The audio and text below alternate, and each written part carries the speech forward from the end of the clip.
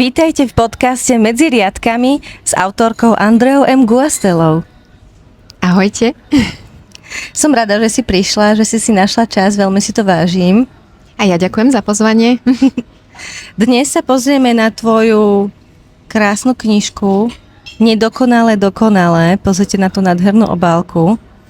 A ja sa rovno opýtam, pamätáš si na ten moment, keď prišiel ten nápad, alebo čo bolo spúšťačom vlastne toho, aby si napísala tento príbeh? No, spúšťačom bola určite kamarátka, jedna konkrétne z nich, ale teda inšpirované boli všetky 3 príbehy. Tie osoby konkrétne poznám, ale zaobalila som to možno trošku tak, že aby to sedelo viacerým ženám, keďže sú to témy dosť často, ako sa to povie, toto asi sekneš, že? Sú to témy, ktoré sú často zamlčané, ženy o nich nehovoria a preto som ich chcela dať trošku do povedomia medzi ľudí, medzi ženy a preto vždy tam ten príbeh končí nejako pozitívne, čiže uvedomia si niečo, zmenia svoj osud a na záver knižky ešte aj ponúkam odporúčania, čiže či už je to psychologička, alebo nejaké terapie, alebo nejaké motivačné knižky, čokoľvek, čo môže ženám v podobných situáciách alebo s podobnými emóciami pomôcť. Práve si mi zodpovedala otázku, že som ti chcela položiť, ale nevadí. Predbehla som ťa. Vidím tu na obálke 3 krásne ženy. Ja vám to takto lepšie ukážem, aby ste to videli. Každá mi príde úplne rozdielna. Vidím tam je tam nejaká mamička, je tam nejaká pani podnikateľka, ktorá drží notebook a ešte jedna nádherná žena. Vieš mi povedať viac o týchto postavách? Môžeme, ja ich aj takto ukážem. Takže prvá je s notebookom a to je Laura. To je teda biznismenka, dosť často sa potýkame so slovom workoholizmus. Myslím, že každá žena si tým prešla, hlavne v začiatkoch kariéry. Ideme budovať kariéru, nič iné nie je dôležité a zabúdame potom na ten voľný čas. Myslíme si, že firma alebo nejaká korporácia bez nás padne a pritom sme len jeden malý článok. To zase nie je úplne od veci povedať, že veľakrát to tak naozaj je. Áno, veľa čitateľiek mi reagovalo práve na ňu, na Lauru, že teda tam sa našli. Veľa z nich, myslím, že každá to zažila, ako vravím, najčastejšie po výške alebo po po štúdiu, keď začneme pracovať, tak ideme do toho naplno, deň, noc a zabudáme teda na ten voľný čas. Hej, potom vyhoríme, nájdeme si inú prácu a už trošku máme aj nejaké tie svoje hobby. Aspoň teda takto to bolo u mňa. Myslím, že aj viacerí. Stredná je Karin. Ako vidíte, má fľašku, je strapatá, masné tričko, takže taká typická matka. Tuto hovorím o tom takom rannom štádiu materstva, možno ten prvý rok, 2. Ona má síce 2 detičky, ale teda opisujem tu konkrétne toto. To znamená, že asi každá matka mi dá za pravdu, že ten prvý rok je náročný s babatkom. Nech je akýkoľvek, sú aj dobré, lepšie pravda. Deti, spavé deti, menej spavé deti, áno, ukričené, uplakané deti. Čiže je to rôzne, ale každopádne ten prvý rok je náročný.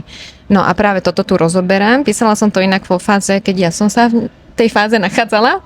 Takže je to dosť autentické. Čiže si tým prešla všetkým, hej? Áno, sú tam je tam veľa scén, ktoré doslova boli možno nejakým mojím obrazom dňa, ktorý som tam použila, či už ťažší moment, alebo nejaké to psychické zrútenie, nazvime to. Ale teda tiež som chcela poukázať na to, že nie sú v tom tie matky same.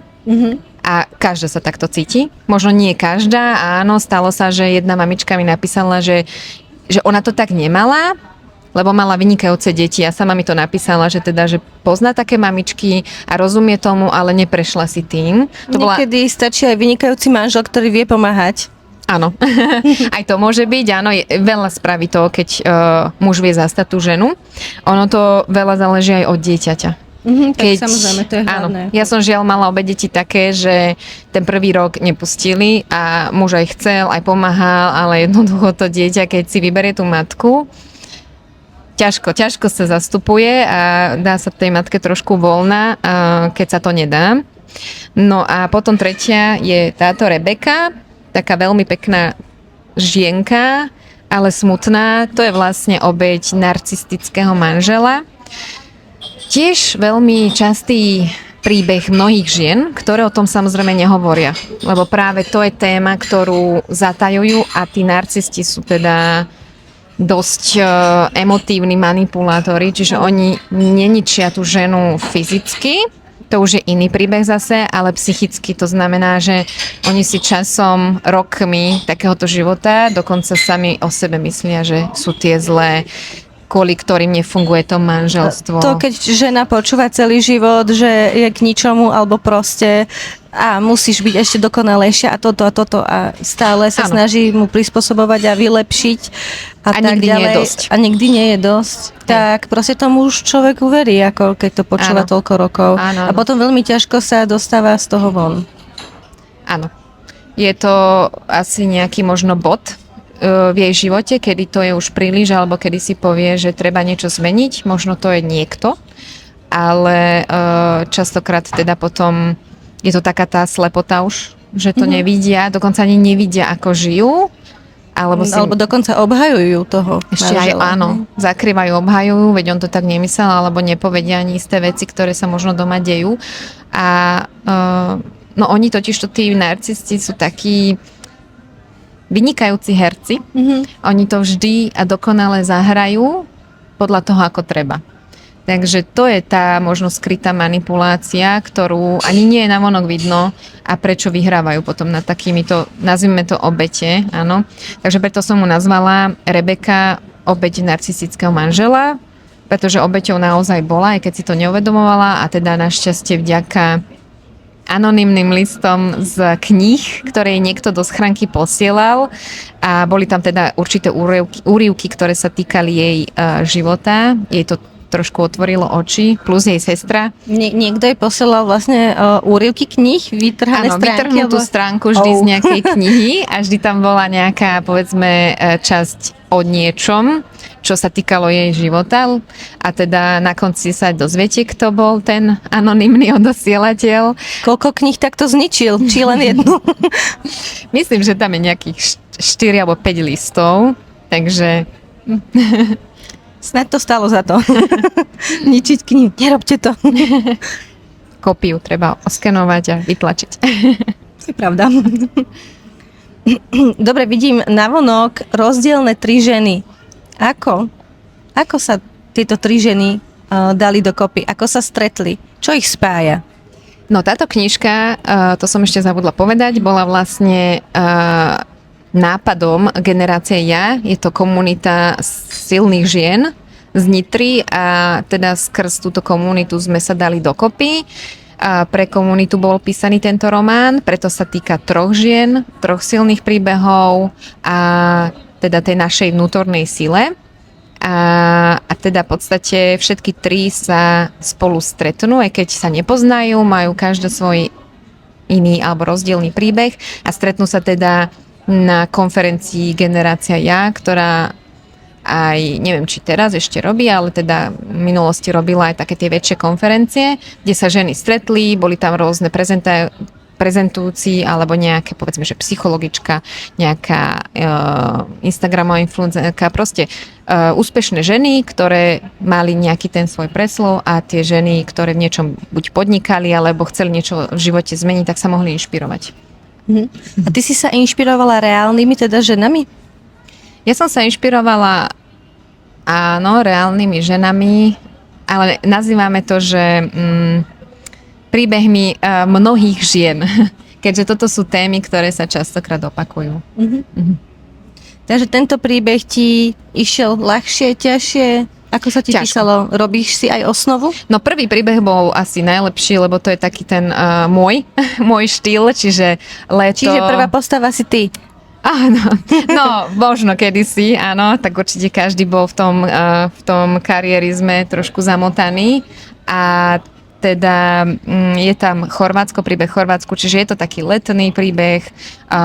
Myslím, že aj téma je celkom v pohode, že skôr si uvedomíme to, že máme žiť, ako prežívať, spoznať tam samozrejme niekoho zaujímavého. Je to taká trošku spicy romanca, čiže taký ten môj štýl, áno, toto si užijete. A už ďalšie 2 príbehy sú trošku ťažšie, áno, trošku ťažšie sa čítajú a to sa mi aj písalo ťažšie, čiže pomalšie tým pádom. To sa Aby si ťahalo tam trošku. dala to, čo vlastne chceš. Hej, aby nedalo dostalo sa k to napísať čitateľovi. ako prvý príbeh, že proste šup a mám to, hej. A čo sa týka tej osnovy, píšeš? Nepíšeš? Je aj tá osnova, to už sme tu spomínali. No tá osnova je zaujímavá, lebo ja to mám väčšinou v hlave, aj keď si za to nadávam, lebo stále máme tú tendenciu sa porovnávať a ja keď to vidím u iných autorov, tak si myslím, že by som to mala robiť aj ja, ale proste takto u mňa nefunguje. Každý je iný, každému niečo iné funguje. Tak. Čiže ja to mám v podstate v hlave, nejakým spôsobom si to pamätám. To, čo chcem v knihe prepájať, aby čitateľa prekvapilo neskôr, tak si robím samozrejme poznámky, aby som nezabudla, lebo román sa nepíše za jeden večer, takže tam je veľké časové obdobie, ešte keď je medzi to nejaká pauza, to si poznáš, tak proste ťažšie sa k tomu vracia, musím si to potom napríklad prečítať znovu, alebo sa do toho dostať. No, takže tie poznámky asi využívam najčastejšie. Prečo máme my ženy, podľa teba, ten syndrom, že všetko chceme zvládnuť samé? Ťažko sa na toto odpovedá, ale podľa mňa to je niečo generačné, veľmi, veľmi vzdialené od nás, kedy proste tá žena bola odkazaná sama na seba. To teraz hovorím ešte o veľmi dávnych časoch, kedy ženy proste boli ozaj len v tej domácnosti, starali sa o všetko, o muža, mysleli na všetko, na deti. Muž bol teda skôr tá fyzická práca a ten živiteľ rodiny, ale žena bola proste tá hlava, ten mozog celej rodiny a celého toho systému. Takže myslím si, že odtiaľ to niekde pramení a že jednoducho my sa s tým už rodíme, že musíme sa postarať o všetko a myslieť na všetko. Aj keď v dnešnej dobe sa to už podľa mňa mení. Už trošku je tam tá liberálnosť tých žien, že chcú, aby aj tí muži trošku Boli mužmi.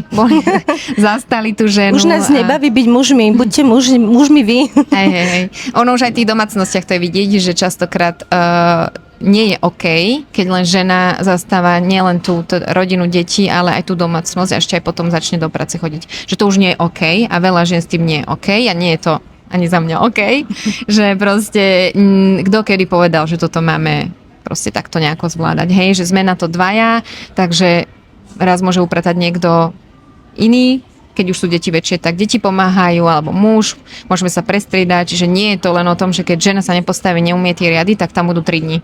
Tak by to nemalo byť.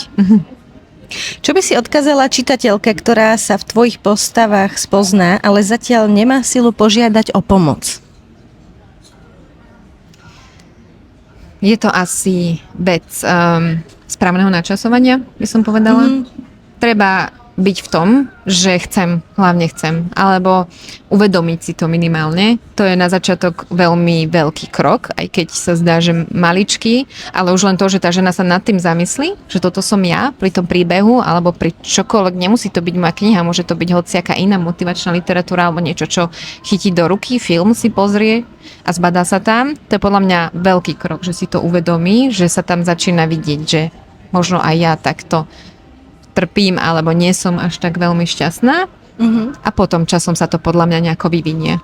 Keď žena nad tým premýšľa, už to vie, možno hľadá prečo, tie dôvody, dospeje k nejakému dôvodu, či už to bude v nej, mužovi, hoci kde ten problém proste stojí a tam sa vlastne posúvame k nejakému kroku, k zmene. Ty si spomínala, že vlastne v závere knihy máš aj určité odporúčania, nejaké kontakty, na ktoré sa môžu ženy obrátiť. Povedz mi viac.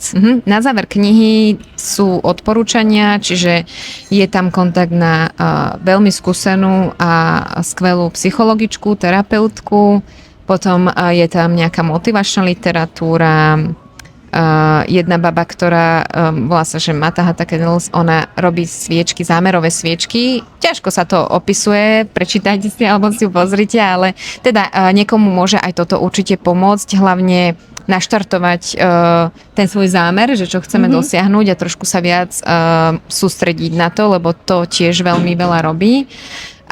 Ako rozmýšľame, ako premýšľame. Ešte rozmýšľam. Mám tam odkaz samozrejme na knižku MK Vlásky dovolenkárky, čiže ako ste už pochopili, tak ten stredný príbeh nie len teda je o mojich možno nejakých materských skúsenostiach, ale aj o tom, ako knižka MK Vlásky dovolenkárky vznikala. Takže tam som reálne popísala potom, že ako to bolo a ako sme teda prišli k tomu nápadu, ako sa riešila, ako sa konečne vytlačila, ako teda pomohla. Na základe toho, ako sa už poznáme, mám pocit, že si typ človeka, ktorý nechce písať len dobré príbehy, ale chce pomáhať ľuďom. Keď ideme od rozprávok až po príbehy pre dospelých, vždy tam je nejaká pridaná hodnota. Teraz možno trošku citlivá otázka, ale nedá mi to. Nemáš pocit, že aj ty, že keď nerobíš niečo na 200%, keď nepridáš niečo navyše, tak nie si dosť? Bojovala si niekedy s takouto myšlienkou? Ja si myslím, že s týmto bojujeme všetci. Žiaľ, je to tak, celý svet je prezentovaný v tej dokonalosti. Je to asi nejaký zámer vyššieho systému. Nebudem to tu viac rozoberať, ale teda vieme, že takto nejako to je, cieľené určite. A nie, tá dokonalosť v podstate nie je. Je to vec, na ktorú, alebo uhol pohľadu, na akým sa pozeráme na istú vec alebo na človeka. Takže keď sa to niekomu páči, druhému sa nemusí. Takže tá dokonalosť v podstate ako keby neexistovala. No je to fakt len, že náš uhol pohľadu. A jasné, no, zo začiatku to je asi najhoršie, lebo sa človek porovnáva so všetkým a zároveň s ničím. Lebo teda nemôžeme sa porovnávať, povedzme, že s prvou knihou, s autorom, ktorý má už 12. knihu, samozrejme, alebo podobné veci, hej. Takže je to určite nejaký možno zakodovaný problém, ktorý v sebe máme, ale potom časom ja som skôr zmenila štýl písania kvôli tomu, že chcela som, aby to neboli už len ako tie moje prvé romány, tá séria Tanec a podobne. To sú väčšinou také jednohúbky na leto. Tam podľa mňa veľa, máte tam krásne myšlienky na zamyslenie, ale nie je tam nejaká možno, určite tam netreba hľadať nejakú brutálnu zápletku a neviem čo všetko. Je to proste ľahký román na leto. Neskôr som potom už do románov chcela dávať hĺbku, čiže či už nejaký možno skutočný príbeh, niečo, čo tým ľuďom niečo dá, hlbšie odkazy samozrejme, takže už píšem... Ale ty dávaš aj veci navyše, lebo vlastne v každom príbehu, pokiaľ viem, tak máš aj nejakú spoluprácu s... Áno, toto bolo, áno, máš pravdu. Pôvodná myšlienka, ako sa možno odlíšiť, vznikla práve tu. Mojou inšpiráciou bola Vicky Landová, možno niektorí z vás poznáte, a ona má často romány, nie všetky, že je tam aj uhol pohľadu z muža, lenže píše ich ona. A keď som sa s ňou stretla, tak ona aj vravela, že konzultuje to s mužom, že či to takto môže byť, či by takto muž premýšľal, a on jej ako niečo povie, že jasné, môže to tak byť, alebo niečo opraví. No a ja som to samozrejme chcela na tú vyššiu úroveň, tak som si povedala, že mne to bude písať muž. No tak som začala, tie prvé, myslím, séria Tanec je s takým anonymným talianským spisovateľom, takže nikdy som nemohla uviesť jeho meno, ale teda písal to muž. Ja som to totiž to prekladala, to bolo... Vtedy ma to veľmi bavilo, ešte som nechápala ten zmysel toho, že ako mi to konzumuje čas.